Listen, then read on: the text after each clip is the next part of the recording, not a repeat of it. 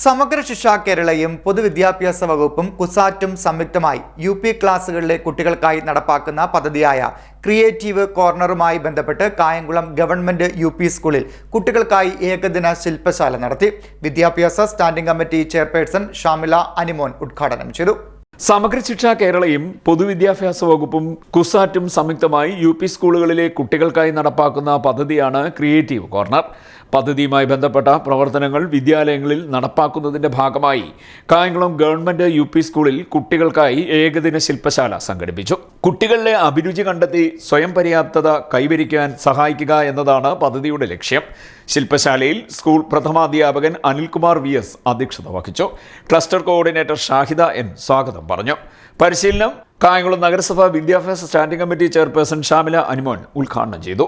പറഞ്ഞതുപോലെ നമുക്ക് ജോലി ആവശ്യമാണ്, അല്ലേ? ജീവിക്കാൻ ജോലി ആവശ്യമാണ്. ജോലി എന്ന് പറയുമ്പോൾ നമുക്ക് സാമ്പത്തികം വേണം. ഇതെല്ലാം ഇതിൻ്റെ ഭാഗമായിട്ട് നമ്മുടെ ജീവിതത്തിൽ ഉണ്ടായിത്തീരേണ്ട കാര്യങ്ങളാണ്. അപ്പോൾ നല്ല ജോലി നേടണമെങ്കിൽ നല്ല രീതിയിൽ വിദ്യാഭ്യാസം കൂടി ലഭിച്ചേ മതിയാകൂ. ആ തരത്തിൽ വ്യത്യസ്ത മേഖലകൾ, ഇപ്പം എല്ലാവർക്കും ഒന്നും ഡോക്ടർ ആവാനോ അല്ല എല്ലാവർക്കും ഒന്നും എഞ്ചിനീയർമാരാവാനോ ഒന്നും കഴിയില്ല. അവിടുന്ന് വ്യത്യസ്തമായിട്ട് നമുക്കറിയാം, നമ്മുടെ ചുറ്റുമുള്ള മനുഷ്യരെ നമ്മൾ നോക്കിയപ്പോൾ തന്നെ നമ്മൾ അധ്യാപകരുണ്ട്, അവർ നമ്മളെ പഠിപ്പിക്കുന്നു. ഡോക്ടർമാർ നമ്മുടെ ആരോഗ്യപരമായ കാര്യങ്ങൾ നോക്കുന്നു. പിന്നെ വീട്ടിൽ വരുന്ന വീട് നിർമ്മിക്കാൻ വരുന്നവരുണ്ട്, അല്ലേ? അത് അങ്ങനെയുള്ള തൊഴിലാളികളുണ്ട്.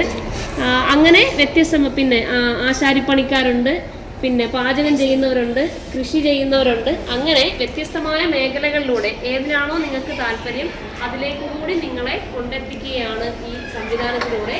പൊതുവിദ്യാഭ്യാസ വകുപ്പ് വ്യത്യസ്തങ്ങളായുള്ള പ്രവർത്തനങ്ങളാണ് നമ്മുടെ സ്കൂൾ പാഠപുസ്തകത്തിൽ പഠനത്തോടൊപ്പം തന്നെ ഇപ്പോൾ ഒക്കെ ഒരുക്കിക്കൊണ്ടിരിക്കുന്നത്. തൊഴിലധിഷ്ഠിതമായ വിദ്യാഭ്യാസം കൂടി നിങ്ങൾക്ക് നൽകുക എന്നുള്ളതാണ് അതിനകത്ത് ഉദ്ദേശിക്കുന്നത്. പഠിക്കുന്നതോടൊപ്പം തന്നെ ഒരു തൊഴിൽ നൈപുണ്യം നിങ്ങൾക്ക് നേടിത്തരിക എന്നുള്ളതാണ്. പറഞ്ഞതുപോലെ ക്രിയേറ്റീവ് കോർണറിൽ വ്യത്യസ്തങ്ങളായി കൃഷിയുടെ കാര്യങ്ങളും പാചകത്തിൻ്റെ കാര്യങ്ങളും കാർപ്പൻ്റർ അങ്ങനെയുള്ള സംവിധാനത്തിൻ്റെ സാമഗ്രികളും അങ്ങനെ വ്യത്യസ്തങ്ങളായ സംവിധാനങ്ങളെല്ലാം നിങ്ങൾക്ക് വേണ്ടിയിട്ട് ഒരുക്കിയിട്ടുണ്ട്.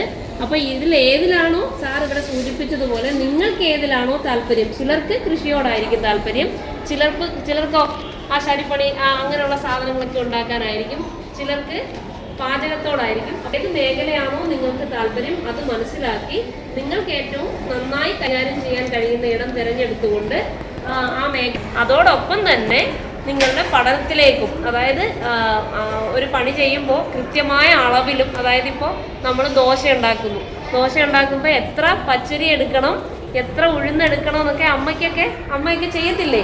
അത് കൃത്യമായ അളവിലല്ലെങ്കിൽ എന്തായി മാറും? അത് വേറൊരു രൂപം മാറും, അല്ലേ? ചിലപ്പോൾ സോഫ്റ്റ്നെസ് കിട്ടത്തില്ല.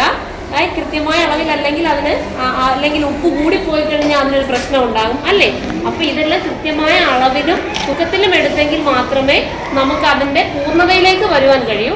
ആ തരത്തിൽ നിങ്ങൾ ഈ വ്യത്യസ്തമായ അഭിരുചിയോടൊപ്പം തന്നെ നിങ്ങൾക്ക് കൃത്യതയും സൂക്ഷ്മതയും ഒക്കെ ഉണ്ടാക്കിയെടുക്കുവാനും ഈ സംവിധാനങ്ങൾ കൂടെ കഴിയും.